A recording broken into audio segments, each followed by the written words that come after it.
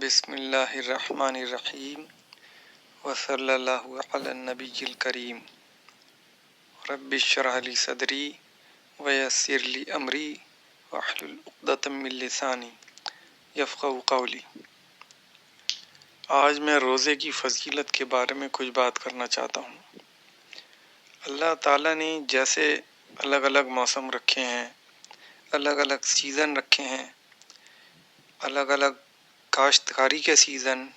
تاجروں کے سیزن، موسم کا پھیر بدل، اسی طریقے سے اللہ تعالیٰ نے بخشش کے کوئی خاص سیزن بھی رکھے ہیں۔ ان میں سے ایک سیزن جس کو سیزن کہا جا سکتا ہے، ایک ایام، ایک وقفہ، وہ ہے رمضان کا مہینہ۔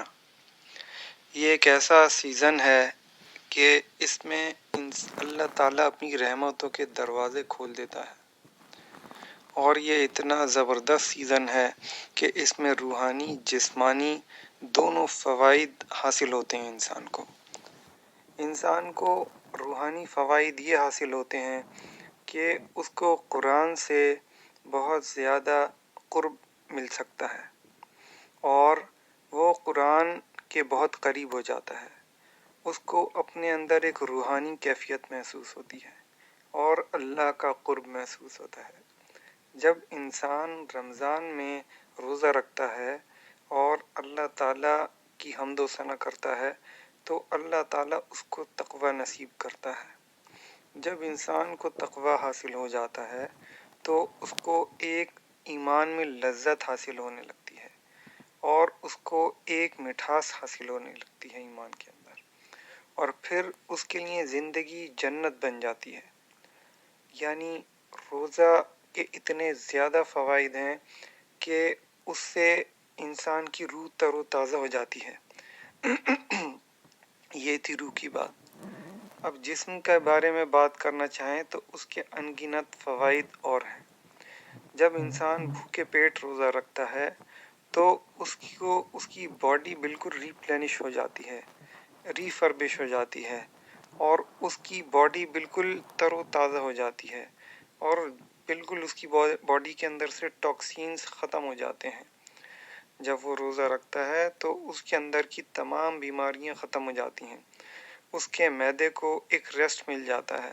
جو پورے سال اس کی باڈی کام کرتی ہے اس کو ایک ریسٹ مل جاتا ہے، اور اس کے اندر بہت ساری بیماریوں سے لڑنے کے اس کے اندر ایک ایلیمنٹس آ جاتے ہیں، اور وہ بالکل، یعنی رمضان میں ہو سکتا ہے وہ تھوڑی سی ویکنس محسوس کریں کچھ لوگ، خاص طور سے گرمی کے روزوں کے اندر، لیکن وہ بہت ہی آسانی سے رمضان میں، ویسے تو بہت، اگر اللہ تعالیٰ اور اس کے رسول کے طریقے کے حساب ہم روزہ رکھیں تو ہمیں بالکل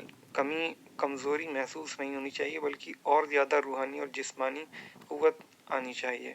بہرحال ہم اپنی کمیوں کے چلتے اگر کچھ ہم سے کمی کوتاہی ہو جائے، غلطی گناہ ہو جائے، اور ہمیں کچھ کمزوری ویکنس محسوس ہونے لگے، یا ہماری ایج ہونے لگے، یا پھر ہمارا کھان پان ہمارا ٹھیک نہ ہو پائے، تو پھر ہمیں اور ویکنس لگے، تو ہم رمضان کے کچھ دن بعد بہت اچھے سے ریکور کر لیتے ہیں، اور جتنی ویکنس لگی ہوئی ہوتی ہے اس سے بہتر، اس سے زیادہ ہم اس کو ریکور کر لیتے ہیں۔ اور یہ ایک ایسی توانائی ہے روحانی اور جسمانی کہ جو پورے سال آپ کا ساتھ دیتی ہے۔ یعنی ویسے تو روزہ فرض اللہ تعالیٰ نے رمضان میں کی ہیں، لیکن جو نیک متقی لوگ ہیں دو رمضان کے بیچ میں بھی وہ نفلی روزے رکھتے ہیں، اور اس کے بھی اپنے بے شمار فوائد ہیں۔ رمضان ایک ایسی شے ہے کہ اس میں اللہ تعالیٰ اپنے رحمتوں کے دروازے کھول دیتا ہے، اور وہ کہتا ہے کہ کون ہے بخشش کرنے والا، اور اس میں رمضان کے اندر شیطان کو بند کر دیا جاتا ہے، اور ایک الگ انسان کو ایک روحانی کیفیت محسوس ہوتی ہے، اور ایک حلاوت محسوس ہوتی ہے۔ خاص طور سے رمضان کے آخری عشرہ کے اندر جب انسان اعتکاف میں بیٹھتا ہے، یعنی دنیا سے لا تعلق ہو کر آخری کے عشرے میں انسان اللہ سے تعلق جوڑتا ہے، تو اس کو وہ حاصل ہوتا ہے جو اس پوری دنیا کی پوری کائنات کی دولت دے کے حاصل نہیں ہو سکتا۔ انسان کا اللہ سے قرب حاصل ہوتا ہے اور اس کو ایک حکمت اللہ تعالیٰ عطا کرتا ہے۔ وہ حکمت ایک ایسی چیز ہے کہ جو کسی چیز سے حاصل نہیں ہو سکتی، دنیا کی کوئی دولت دے کر حکمت حاصل نہیں ہو سکتی۔ یہ وہ انسان کو حاصل ہوتی ہے رمضان کے اندر، اور انسان تمام برائیوں سے بچنے کے طریقے پا سکتا ہے روزے سے، رمضان سے۔ اور روزہ برائی سے روکتا ہے، روزہ بدکاری سے روکتا ہے، روزہ بد زبانی سے روکتا ہے، روزہ گناہ سے روکتا ہے، اور روزے کے عجیب و غریب فوائد ہیں۔ رمضان کی اتنی فضیلت آئی ہے کہ ہمارے نبی نے جو پہلی جنگ لڑی وہ رمضان کے روزوں میں ہی لڑی، اور پہلی جو جنگ جیتی وہ روزوں میں ہی جیتی۔ اور روزے کے ایک بہت ہی، جسے کہتے ہیں کہ روزے